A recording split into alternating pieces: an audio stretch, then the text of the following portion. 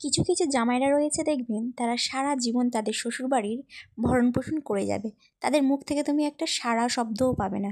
আর তাদেরই বউ, তাদের শ্বশুর শাশুড়ি অর্থাৎ তাদের বরের বাবা মাকে করতে গেলে একটু এদিক ওদিক হলে বলবে, তোমার বাম্মাকে আমি ঠেকে নিয়ে বসে আছি, হেন তেন নানান কথা। সবাই কিন্তু নয়, কিছু কিছু। আর এটা অপ্রিয় হলেও এটা সত্য।